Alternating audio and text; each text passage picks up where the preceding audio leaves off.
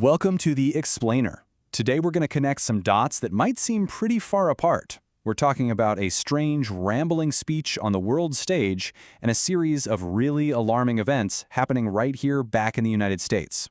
We're going to dig into how some inflammatory words from abroad might be directly linked to a secret rewrite of our fundamental rights at home.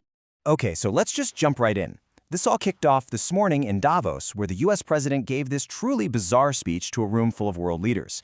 At one point, he's talking about NATO dignitaries and says this. It was a weird way to start, and it pretty much set the tone for everything that came after. And the speech, it just kept going down this strange rabbit hole. He was complaining about how people see him, and then he dropped this little bombshell. It was the kind of performance that had one commentator calling it both embarrassing and extremely dangerous, and it really made a lot of people start asking questions about his fitness for office.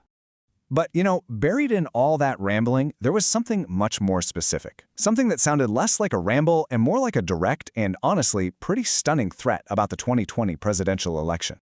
Okay, so you really have to pay attention to the timing here. First, he repeats the old, debunked claim that the 2020 election was rigged. Then he says people are going to be prosecuted soon. And get this, he makes this threat just one day, literally the day before Jack Smith is scheduled to testify in public. You know, the same Jack Smith who investigated his whole effort to overturn that very election. The timing is something else. So at the exact same time the president is saying all this over in Davos, a really disturbing pattern of behavior by federal agents is ramping up back here on American soil.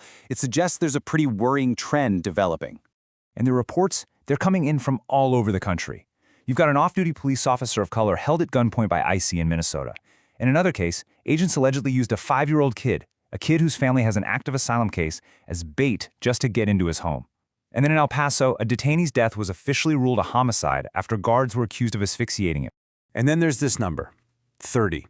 That's how many people died in federal detention last year, the highest number we've seen in 2 decades. And even more shocking, 6 of those deaths happened in just the first 2 weeks of this year, 2026. So you have to ask, right? What is the connection here? How does a president's rambling speech in Switzerland have anything to do with these aggressive tactics being used by federal agents in cities all across America? Is there a link? Well, it turns out the answer seems to be hiding in a secret internal memo. It was signed on May 12, 2025, and this thing, it basically reinterprets one of the most fundamental rights that every single American is supposed to have.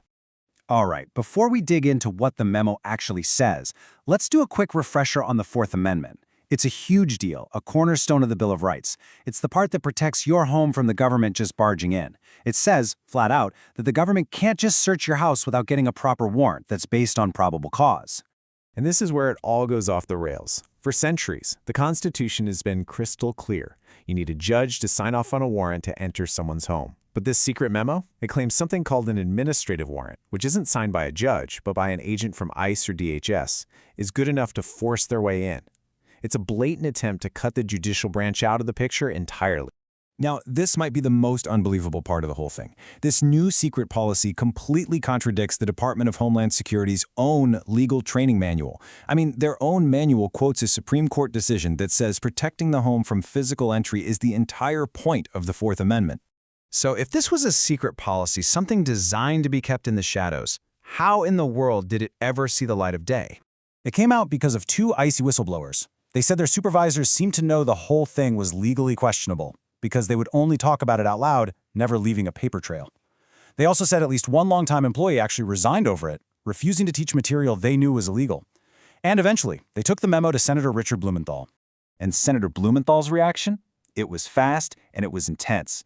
He called it an unlawful and morally repugnant policy. He said that in a democracy, the government is not allowed to break into your home without a real judge signing off.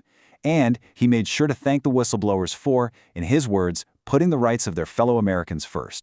And that concern is definitely spreading. You've got other lawmakers like Senator Ruben Gallego of Arizona, who used to be seen as a moderate on immigration, saying that because of stuff like this, he's done. He will no longer vote to give the agency any more taxpayer money, arguing it's just gone way beyond its original mission.